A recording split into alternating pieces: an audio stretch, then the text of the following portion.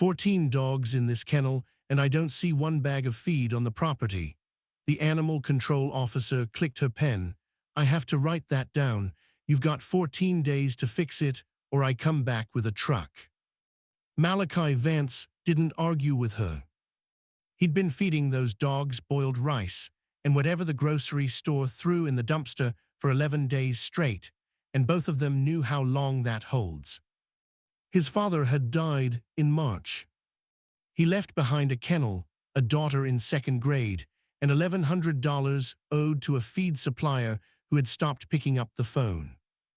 2 days after that officer drove off, Malachi went north to a brewery that was paying a hauler to take its spent grain to the landfill. Wet barley, still warm, already going sour. 2 tons a week. You can have it, the brewer said. It's waste. 48 hours, and it rots in the trailer. Then I'll come twice a week, Malachi said. Nobody standing in that loading bay knew what those dogs would look like in 90 days. Or that by winter, a state investigator would be standing in this same kennel, telling Malachi his treats had put somebody's dog in the hospital. If you've ever had to build something out of nothing while a person stood there explaining why it wouldn't work, stay for this one. And leave a comment telling me what town you're watching from. 90 days before any of it, all Malachi had was 14 hungry dogs, 2 tons of grain nobody wanted, and something his father used to say that he'd never once stopped to think about. Nothing's waste until it's wasted. The Vance kennel sat at the end of a gravel road outside a town small enough that the post office closed for lunch. 12 runs under a long tin roof, a whelping barn behind it, and a house with a porch that had needed painting since before Malachi was born. Wendell Vance had trained bird dogs there for 31 years, pointers mostly, some setters. Hunters drove from 3 states to leave a young dog with him for a season and pick up an animal that knew its business. He was not a rich man. He was a man who was very good at one thing and had never once thought about being good at anything else. He died in March in the feed room with a scoop still in his hand. The doctor said his heart had probably been failing for 2 years, and he had never mentioned it to anybody, which sounded exactly like him. He left Malachi 19 years old. He left a daughter in the second grade. He left 14 dogs. 4 of those dogs belonged to clients. 2 of those clients stopped answering the phone the week after the funeral, and the other 2 said, kindly and in almost the same words, that they were sorry but they could not take a dog right now. The other 10 had been Wendell's. 3 were older than Nia. 1 was blind in one eye. None of them were going anywhere. There was no insurance. There was a checking account with $406 in it, and there was a feed bill for $1,100 owed to a supplier 2 counties over who had extended Wendell credit for years on nothing but a handshake and had stopped extending it the day he heard the news. Malachi found that out on a Tuesday, standing in the feed room with the phone against his ear, looking at what was left in the bins. He had grown up in that feed room. He knew the sound the scoop made against the bottom of an empty bin, and he had never once heard it in his father's lifetime, because Wendell would have gone without groceries himself before he let it get that far. That was the part that sat in Malachi's chest all through April, not the money, the sound. Their mother had left when Nia was 2. Wendell never said a bad word about her and never explained it either, and Malachi had stopped asking around the time he turned 15. What he had instead was a father who talked to him mostly through work. Hold the lead like this. Watch the tail, not the nose. A young dog doesn't need your voice raised. It needs your patience longer. Malachi could not remember a single conversation about feelings. He could remember 10,000 mornings in the runs. He'd planned to leave. That was the thing nobody in town knew. He had a spot at a diesel program in Macon starting that fall, and a letter about it folded in the drawer of his nightstand, and he had been trying to work out how to tell his father for most of the winter. The letter was still in that drawer. He had not looked at it since March, and he did not throw it away either. 11 days later, a county truck came up the gravel road. Denise Acaffer had worked animal control in that county for 9 years. She was not unkind. She was thorough, which is worse when you are the one being looked at. She walked the runs, checked the water, checked the concrete, checked the dogs. She spent a long time on a 14-year-old pointer named Ash, running her hands down his ribs. Then she stood in the feed room, where 3 bins sat with maybe 2 inches in the bottom of one of them, and clicked her pen. 14 dogs in this kennel, and I don't see 1 bag of feed on the property. There's rice, Malachi said. I saw the rice, she wrote something. You've been cooking rice and pulling produce out of a dumpster behind the Piggly Wiggly. I know that because the manager told me when I asked him. That's not a plan, that's 11 days of holding your breath. Malachi didn't argue, there was nothing to argue with. I have to write this down, Denise said. That's the job. What I write is that this kennel does not have a feed source. You've got 14 days to fix that. If I come back and there's still no feed, I come back with a truck and the dogs go to the county shelter, and I want you to understand what that means for the old ones. It means most of them don't come out. She left him her card. At the door she stopped. Your father was a good man and he ran a clean kennel, she said. That's in the report too. It doesn't change the 14 days. That night Malachi sat at the kitchen table with his father's ledger open in front of him. Wendell had kept it since 1994. Feed weights, dog weights, coat condition in his own shorthand, which dogs ate fast and which ones had to be watched. 31 years of a man's attention, written in pencil. He read pages at random. March of 2011, a note about a setter named Junie who wouldn't eat unless another dog was in the room. February of 2003, a whole page of nothing but weights and 1 sentence at the bottom about ice on the runs. There were dogs in that book that had died before Malachi was born, and his father had written down what their coats looked like in November. In the back, on a page by itself, was a short list in the same pencil. Things worth keeping. It was not a philosophical document. It was a list of feed brands, 2 phone numbers, a note about a well pump, and 1 line at the bottom that Wendell must have written to himself at some point and never explained to anybody. Nothing's waste until it's wasted. Malachi read it twice, decided it was about feed, and turned the page. Nia sat across from him with her homework and asked if the dogs were going to have to go live somewhere else. She asked it the way 7-year-olds ask things, straight out, in the middle of a math worksheet, without looking up. She had been at the funeral and had held it together better than most of the adults, and Malachi had figured out by then that she processed everything about 4 days later, sideways, in questions like that one. Malachi said no. She asked if he was sure. He said he was sure. He had no idea how he was going to make that true, and he sat up until 2 in the morning at that table with a pencil and a piece of paper, running the same numbers over and over, and none of the ways he arranged them ever came out to enough. The idea came from a man named Curtis who cut hair in town and happened to mention, while cutting Malachi's, that his cousin drove a hauling route for a brewery up north and complained constantly about the spent grain.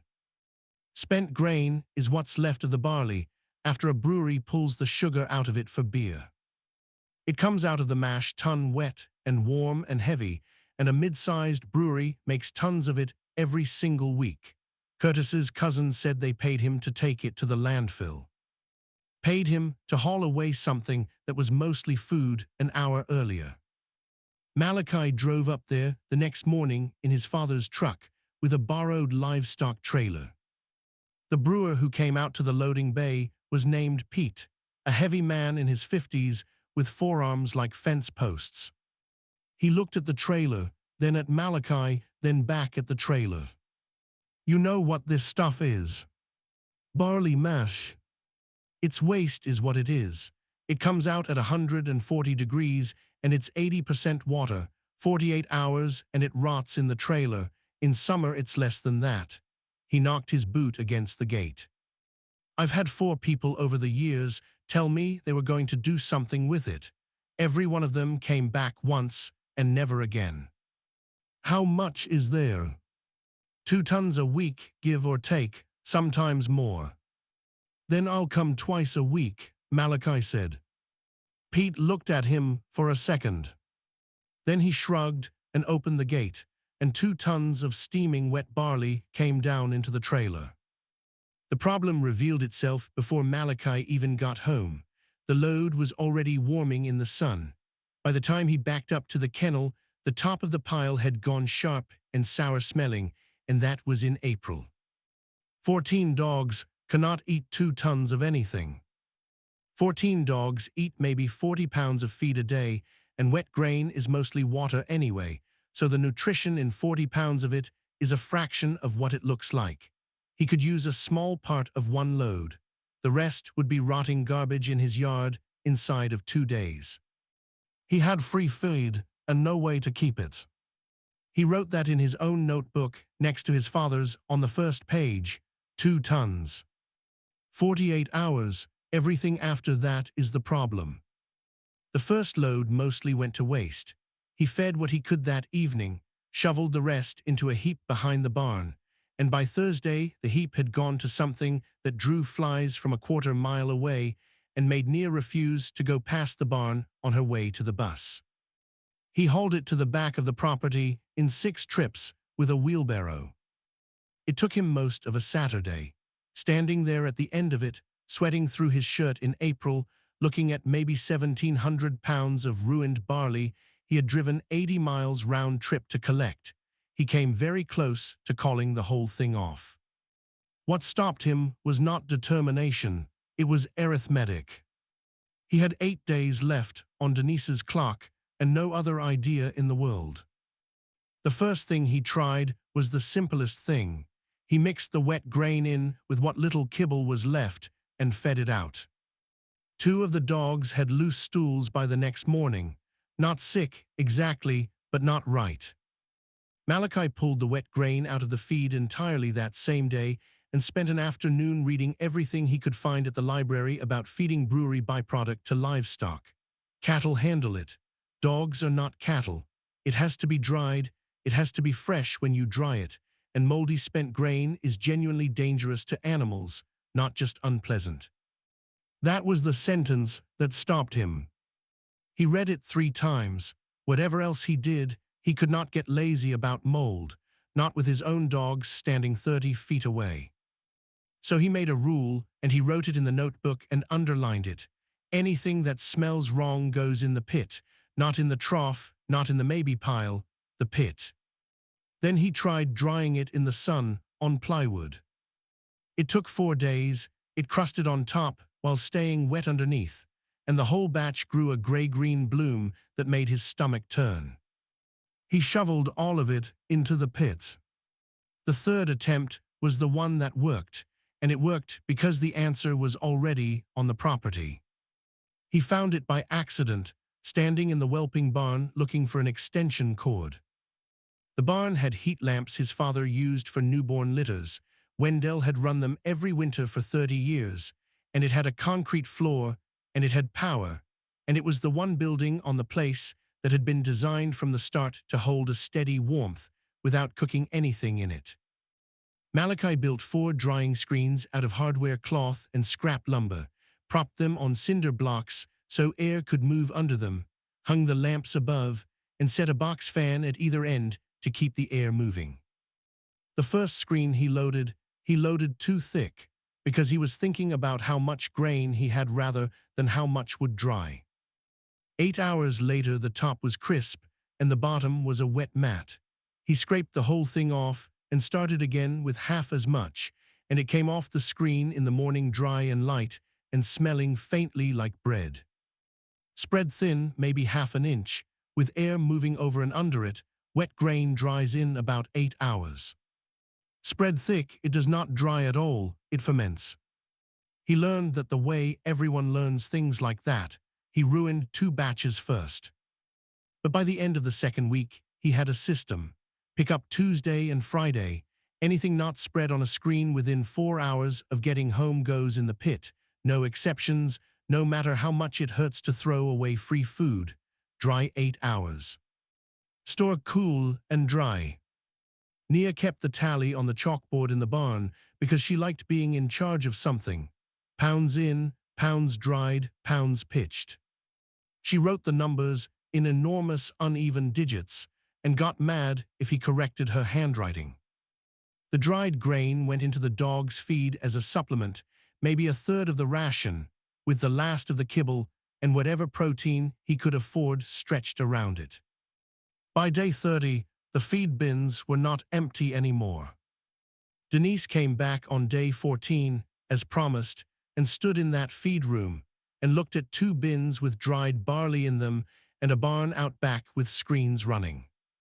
She didn't congratulate him. She wrote in her book for a while and then said the file would stay open pending a vet check, which was not a pass and was not a failure either. On her way out, she asked how long he thought he could keep it up. Malachi said he didn't know. "That's the first honest thing anybody's told me all week," she said, and got in her truck. By day 40, he noticed Ash, the old pointer with the bad eye, had put weight back on across his hips. He noticed it the way you notice something you weren't looking for. He was running his hands down the dog the way his father had taught him, ribs, hips, along the spine, and something under his palm was different from the month before. He went and got the ledger and found Wendell's last entry on Ash from January, and then he weighed the dog on the platform scale in the feed room and wrote the new number under his father's handwriting. 4 pounds. In an old dog, in 6 weeks, 4 pounds is not nothing. He was not building a business. That part matters. He was keeping 14 animals alive with the only free thing within driving distance, and the only reason he did any of it carefully was that his father's dogs were the ones eating it. Day 62, Doctor. Poole came out. Denise had requested a vet check as part of closing her file, and Poole had been Wendell's vet for 20 years, which meant he had seen these particular dogs at their best.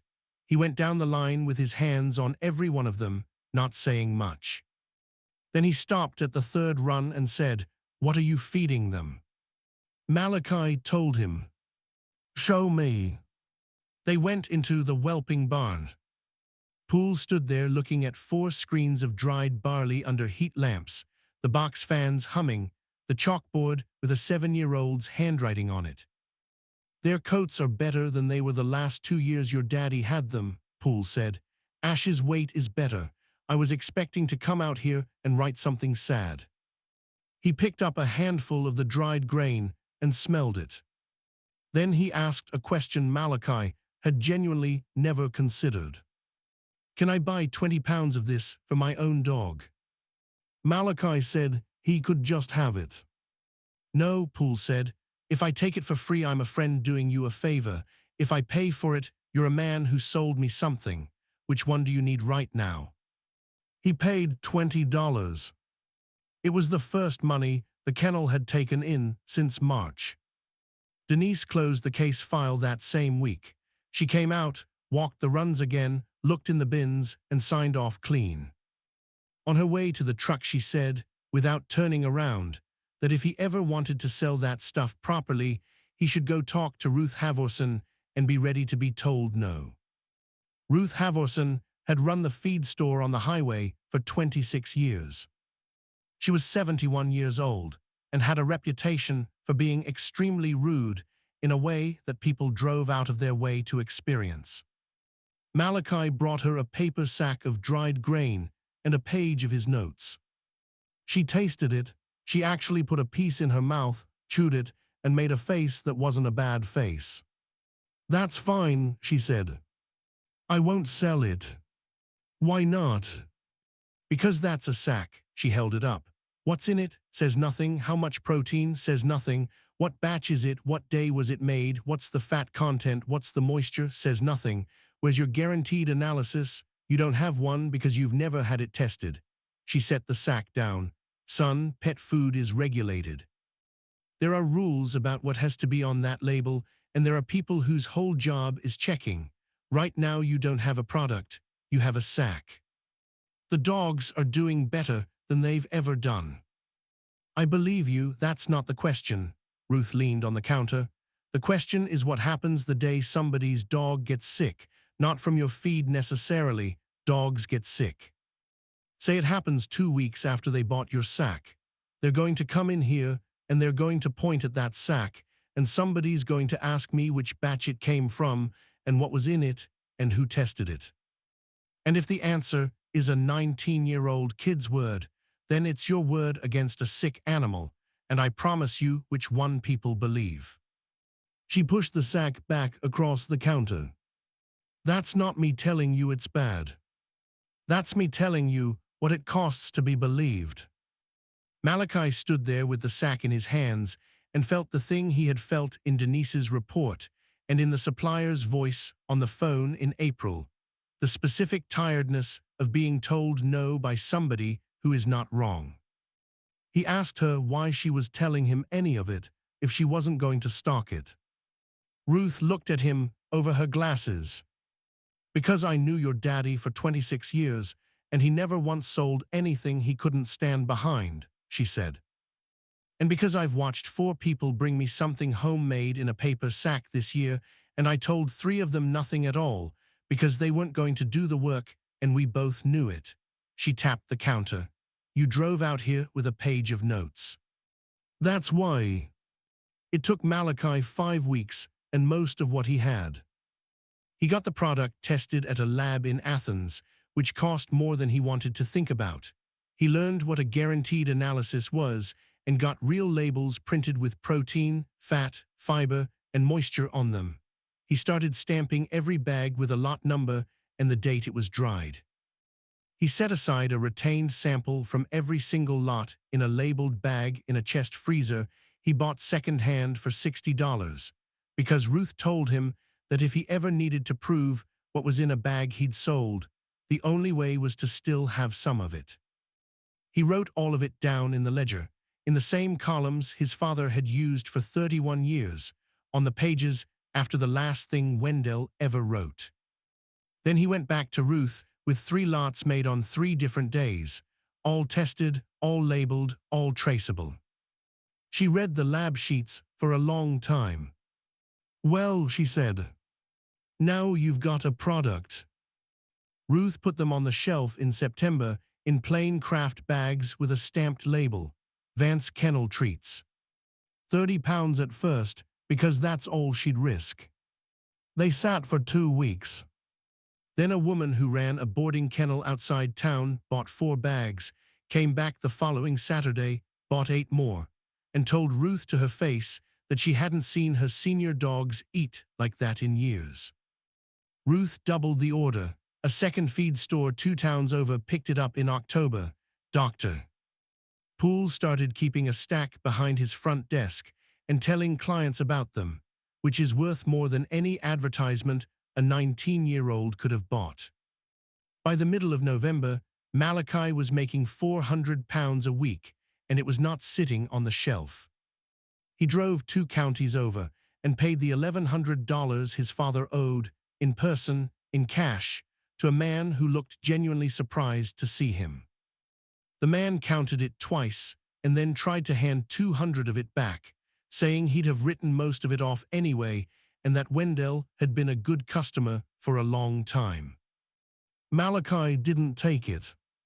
He said his father would have wanted it paid whole, which was true, and he also wanted it paid whole for reasons of his own that he did not explain to anybody. He drove home with the receipt on the passenger seat and did not turn the radio on the entire way. Nia turned 8 in November. He bought a cake from an actual bakery instead of a box, and the present she asked for was a name tag for the chalkboard in the barn that said her name and the word manager. So he had one made at the hardware store for $4 and she wore it around the house for a week. Standing in the barn one night in early December, with the fans running and the screens full, and every one of those 14 dogs fed, Malachi let himself think the hard part was behind him. It was not. On a Thursday in December, a golden retriever named Bosco was admitted to an emergency clinic 40 minutes away with liver enzymes so high the vet on duty ran the panel twice. Bosco's owner, scared and looking for a reason, told the clinic that the only thing different in the dog's diet was a new treat she'd bought at the feed store. A local one made by some kid at a kennel. That is not a lie, it is what she believed, and she had every right to say it. What happened next was not an accident. Garrett Lowe was a regional sales rep for a national pet food brand, and he had lost 11 feet of shelf space in 2 stores that fall to a product made in a whelping barn by somebody with no distributor and no marketing budget. He heard about Bosco on Friday. By Monday, the Georgia Department of Agriculture had a written complaint on file. Both retailers had received a phone call. And a post had gone up in a regional pet owners group from an account nobody could quite place, with Bosco's name in it and Malachi's on the bag in the photograph. An investigator named Ellis came out on Tuesday. She was polite and she was not on his side, which is what an investigator is supposed to be. She showed Malachi her identification at the door, explained what the complaint said, and told him he could have somebody present if he wanted, which is the kind of sentence that turns your stomach over when you're 19 and standing in your own yard. He said it was fine. He walked her through all of it. She took samples. She took his lot records. She looked at the barn, the screens, the freezer, the ledger. She asked how long the grain sat between pickup and drying, and he told her 4 hours, and she asked how he knew, and he showed her the times written in the notebook in his own handwriting going back to April. She wrote that down. He couldn't tell whether it helped. Then she asked when the product had last been tested and whether he had a written recall procedure. He didn't have a recall procedure. He had never once thought about needing one. "You'll want to issue a voluntary recall today," Ellis said. "It looks better than me telling you to." He called Ruth himself. She pulled every bag off the shelf while he was still on the phone, and she was not rude about it, which somehow made it worse. The second store pulled theirs by that afternoon. Poole took his stack off the front desk and called to say he was sorry and that he'd have done the same for anybody. By Wednesday, people who had never driven down that gravel road in their lives were saying online that a kid had poisoned a dog to make $1.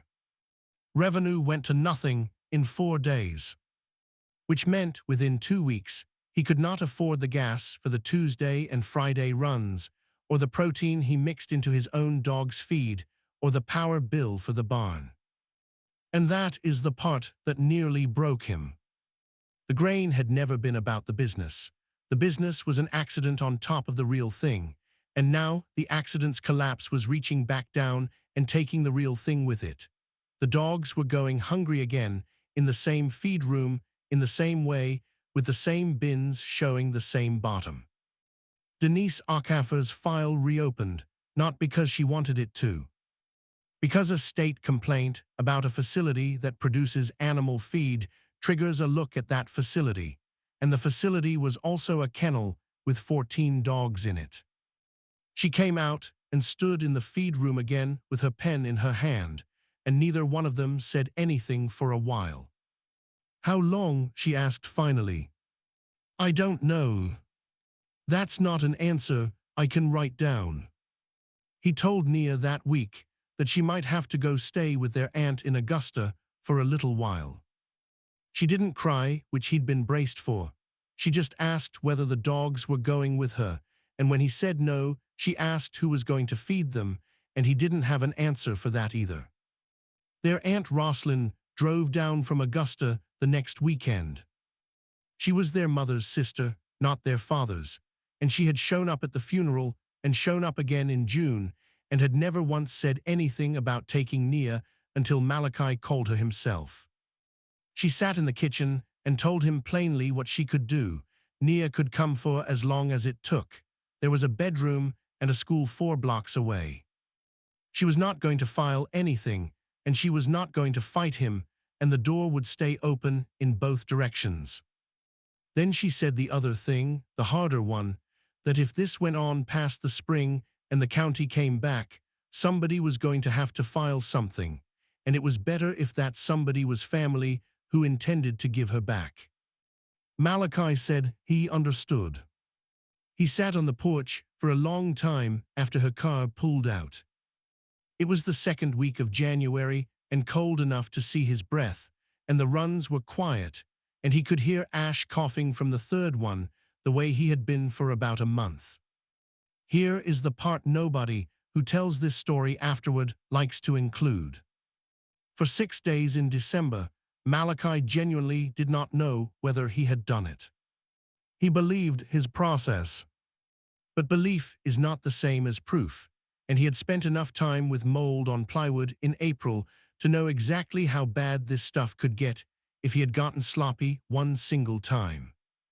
Somewhere in a warehouse or a kitchen, there was a dog on a drip because of something, and he could not stand in his own barn and swear on his father's ledger that it wasn't him.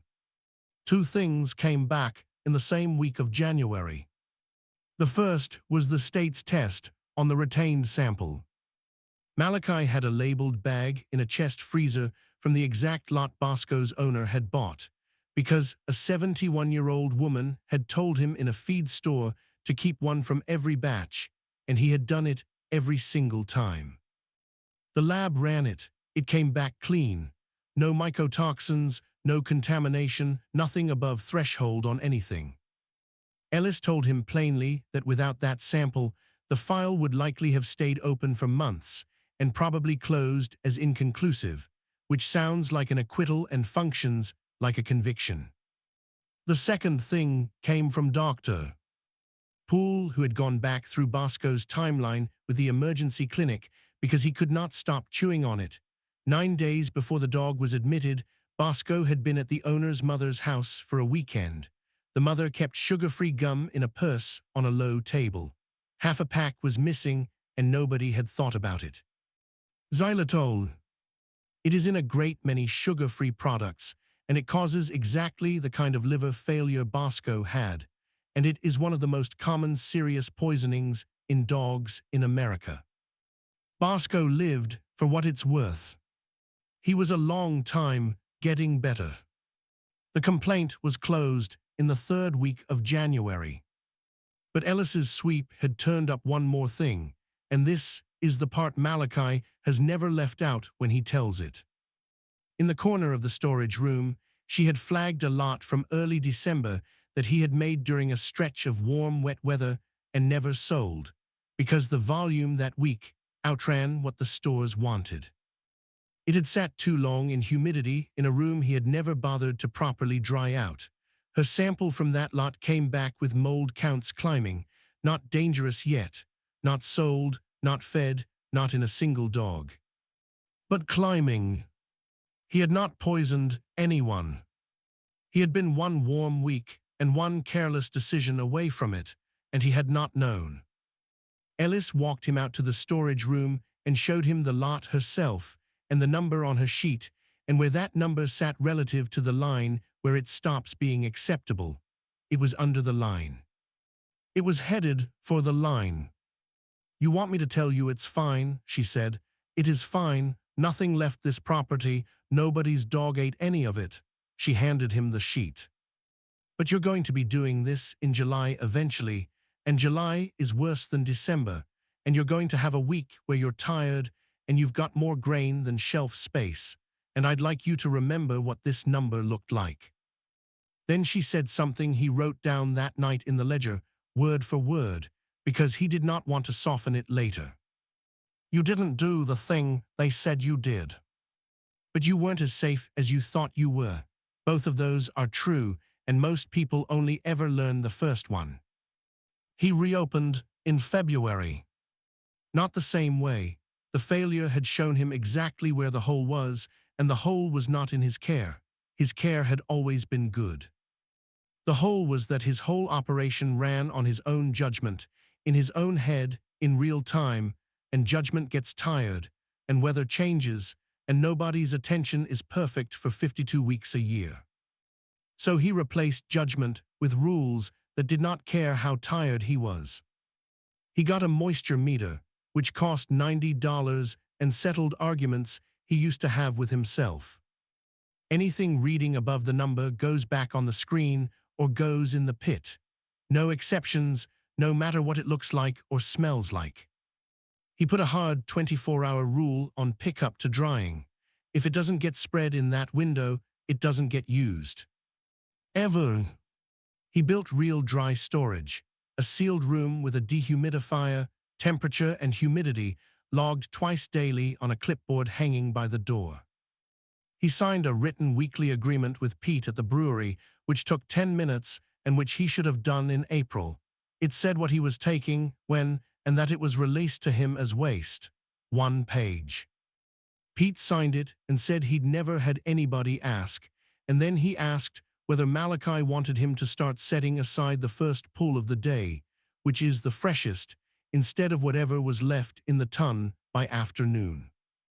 Malachi had been taking the afternoon grain for 8 months because it had never occurred to him that he was allowed to ask for anything. He put every lot through the lab instead of testing occasionally. That cost him roughly a fifth of his margin, and he built the price around it instead of trying to absorb it, which meant raising what he charged by 40 cents a bag and explaining why on the label itself. 2 customers complained about the price. Nobody stopped buying. And he wrote an actual recall procedure, who to call, in what order, how to pull a lot number off shelves in a single afternoon, and he taped a copy inside the barn door where he'd see it every day. Ruth tested 3 separate lots before she'd stock him again, which took a month. "You're going to think I'm punishing you," she said. "I don't." "Good, because I'm not. I'm doing to you exactly what I'd do to a stranger, and that's the whole point of it." The first week back was quiet. That was the part he had not braced for. He had braced for anger and for people saying things, and instead what he got was a shelf with his bags on it and customers who looked at them and then looked at something else. A recall is not a rumor you can argue with. It is a fact that happened, and it stays true even after the reason for it turns out to be wrong. Ruth told him it would take a season. She was right, roughly. Then the woman with the boarding kennel came in and bought 8 bags in front of 2 other customers and said what she thought about the whole business loudly enough to be heard in the parking lot. "Doctor." Poole put the stack back on his front desk in March and, without being asked, wrote a single sentence on an index card and taped it to the front of the display saying he fed them to his own dog and had for 2 years. Neither of those things fixed it by itself. Both of them mattered more than any amount of explaining Malachi could have done on his own behalf. Garrett Lowe was never punished for any of it. There was nothing to punish him for, legally. He had passed along a real complaint about a real sick dog. His company shifted him to another territory in the spring, and nobody there ever mentioned it. He and Malachi have never spoken. 3 years on, Vance Kennel Treats goes out to 11 stores and 2 veterinary clinics. It is not an empire. It is 1 man, 2 part-time employees, a proper drying room, and a delivery route on Tuesdays and Fridays. The kennel is full again. Not with dogs nobody wants, with dogs whose owners drive out to leave them for a season and come back in the fall, the way they used to for Wendell. Nia is 11. She came back from Augusta in April of that first year and has not left since. She still has the $4 name tag, and she still writes the pounds on the chalkboard, though her handwriting is much smaller now, and she is insufferable about the moisture readings. She has told her brother more than once, in front of employees, that he rounds down when he's tired. Roslyn still comes down about once a month. Nobody ever filed anything. The diesel program letter is still in the nightstand drawer. Malachi has said he'll go one of these years, and nobody who knows him believes it, including him.